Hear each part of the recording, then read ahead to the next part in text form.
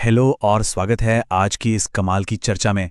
सीधे पॉइंट पर आते हैं क्योंकि आज हम उस एपिक सीजन फिनाले का विश्लेषण करने वाले हैं जिसने पूरे इंटरनेट पर धूम मचा दी है।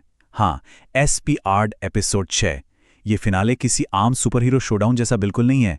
इसने पूरी तरह से रूल्स को पलट दिया है और पावर का एक नया ही मतलब समझाया है। तो बिना किसी देरी के चलिए इस एक्शन पैक्ड एपिसोड की डिटेल्स में डाइव करते हैं। एपिसोड की शुरुआत ही इस पावर पैक्ड डायलॉग से होती है। मैं वो नहीं हूं जो ट्रेंडिंग है, मैं वो हूं जो द आर्किटेक्ट से मिलने वाला है। सबसे दिलचस्प बात यहां ये डीप कंट्रास्ट है। एक तरफ पूरी दुनिया उस हीरो के बारे में पागल हो रही है और दूसरी तरफ ध्यान दीजिए, एक 12 साल का लड़का उस आखिरी सुबह बिल्कुल शांत और डेडली फोकस्ड है। फेम से कोई लेना देना नहीं, पूरा ध्यान सिर्फ आने वाले उस बड़े खतरे पर लगा हुआ है। और ये कॉन्ट्रास्ट कितना साफ है ना। एक तरफ दुनिया का फोकस देखिए, पूरे इंटरनेट पर हैशटैग स्पार्क और hashtag who is spark world wide number 1 पर ट्रेंडिंग है। लेकिन आर्यन का फोकस बिल्कुल अलग। वो नॉर्थ ब्रुक शहर को बचाने के लिए एक भयंकर अंडरग्राउंड फाइट की तैयारी कर रहा है। सोचिए जरा, जब करोड़ों लोग अपने फोन्स पर एक नए फ्लाइंग हीरो को ऑब्सेसिवली ढूंढ रहे हैं, तब वहीं छोटा सा हीरो एक लाइफ एंड डेथ सिचुएशन में कदम रखने वाला है। अब आते हैं इसके पहले हिस्से पर। एक मिशन, 3 रास्ते। ये सिर्फ एक आम प्लान नहीं बल्कि पूरे ट्रस्ट का अल्टीमेट टेस्ट था। देखिए, स्टेप 1, आर्यन सीधा अंदर जाएगा और द आर्किटेक्ट को बातों में उलझाएगा। स्टेप 2, देव बैक एंट्रेंस पर जाकर बैकअप सर्किट की वायर काटेगा। और स्टेप 3, एजेंट विक्रम रूफटॉप पर एक सैटेलाइट जैमर लगाएंगे। इन तीनों के पास आपस में कम्युनिकेशन का कोई जरिया नहीं है। ये एक दूसरे को देख तक नहीं सकते। अगर किसी एक ने भी थोड़ी सी गलती की ना तो लिटरली सीधा गेम ओवर। यहां अर्जेंसी का लेवल आसमान छू रहा था और सब कुछ सिर्फ एक दूसरे पर भरोसे पर टिका था। आगे बढ़ते हैं अगले सेक्शन की तरफ। द आर्किटेक्ट का सच। वो मेरा बेटा था, आदित्य, मुझे कभी वापस नहीं मिला। क्या ये सच में किसी टिपिकल विलन के शब्द लगते हैं? बिल्कुल भी नहीं। यहां डॉक्टर सुभाष मेहता यानी द आर्किटेक्ट की 25 साल पुरानी ट्रैजिक बैकस्टोरी सामने आती है। वो कोई मॉन्स्टर नहीं है बल्कि एक टूटा हुआ, दुख में डूबा बाप है जिसके गिफ्टेड बेटे को गवर्नमेंट ने रिसर्च के नाम पर छीन लिया था।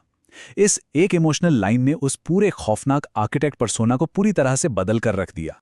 यहां हमें उनकी असली मोटिवेशन समझ आती है। डॉक्टर मेहता हजारों मासूम लोगों को मारना नहीं चाहते थे।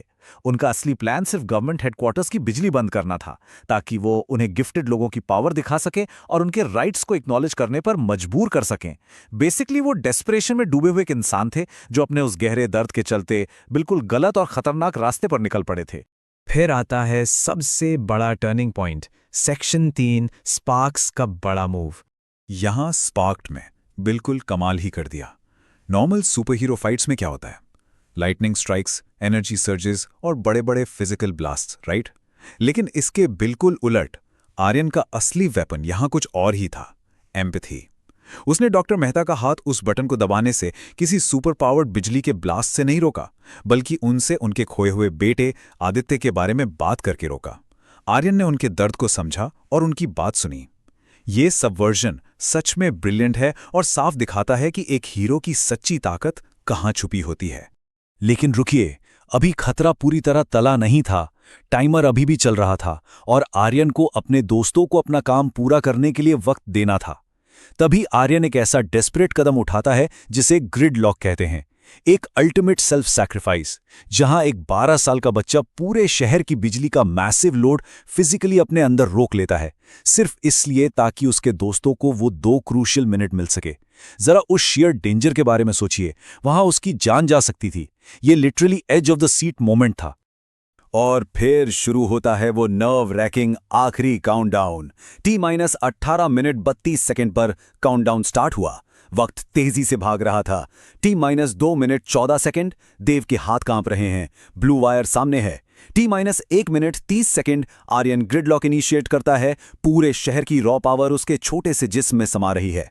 तभी देव का वायर कटर स्नैप होता है। रूफटॉप पर विक्रम आखिरी स्क्रू खींचते हैं और एब्सोल्यूट लास्ट सेकंड पर T-000 सिग्नल कट। पूरा शहर सेफ। भाई क्या धमाकेदार सीक्वेंस था ये। इस एपिक रात के गुजरने के बाद सुबह होते ही एक माइंड ब्लोइंग नंबर सामने आता है, 47 मिलियन। सेंट्रल ग्रिड रूम की लीक्ड सिक्योरिटी फुटेज इंटरनेट पर लीक हो गई और देखते ही देखते 47 मिलियन लाइव व्यूज क्रॉस कर गई। लोगों ने उस बच्चे को पूरा शहर अपने कंधों पर या कहूं अपने ऊपर रोकते हुए देखा, और इस एक अकेले मोमेंट ने आर्यन को ऑफिशियली इंडिया का पहला असली पब्लिकली रिकॉग्नाइज्ड सुपर हीरो बना दिया। अब आते हैं आखिरी हिस्से पर, सेक्शन 4, एक ऑर्डिनरी हीरो। आर्यन के रिवेंज की जगह एम्पैथी चुनने के कई हार्ट वार्मिंग नतीजे निकले। नैना, जिसने पिछले 2 साल से एक शब्द नहीं कहा था, उसने आखिरकार अपना पहला शब्द बोला, शुक्रिया। एजेंट विक्रम ने 22 साल बाद आदित्य को एक सीक्रेट फैसिलिटी में ढूंढ निकाला। और सबसे खूबसूरत बात, डॉक्टर मेहता आखिरकार अपने बेटे से फिर से मिल पाए। ये सब सिर्फ इसलिए पॉसिबल हुआ क्योंकि आर्यन ने तबाही नहीं बल्कि समझदारी और सैक्रिफाइस का रास्ता चुना था। लेकिन इन सब के बीच आर्यन का रिएक्शन क्या था? मुझे कल स्कूल जाना है, मैथ्स का टेस्ट है। क्योंकि दुनिया बचाना एक तरफ, लेकिन मैथ्स टीचर का गुस्सा झेलना अलग ही लेवल का खतरा है। और हाँ, माँ के हाथ के आलू पराठे भी तो खाने हैं।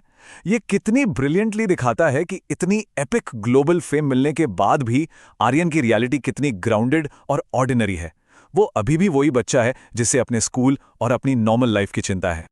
और यही बात हमें इस पूरे सीजन के अल्टीमेट मॉरल पर ले आती है। ताकत बिजली से नहीं आती, ताकत दिल से आती है। ये एक लाइन इस कहानी को इतनी ब्यूटीफुली कंक्लूड करती है। इसने साफ कर दिया कि चाहे किसी के पास कितनी भी बड़ी सुपरनैचुरल पावर क्यों ना हो, असली सुपर पावर दिल में, एम्पैथी में और दोस्तों के उस अनवेवरिंग साथ में होती है। तो इस कमाल के विश्लेषण के अंत में चलिए एक बड़ा सवाल छोड़ते हैं। आर्यन की इस ऑर्डिनरी जिंदगी में अभी भी एक छोटी सी स्पार्क बाकी है। तो क्या स्पार्क का ये राज सच में एक आम जिंदगी में छुपा रहेगा, या फिर ये शहर बस उसके दोबारा तैयार होने का इंतजार कर रहा है? सच में ये जर्नी एक बड़ी इंस्पिरेशन थी।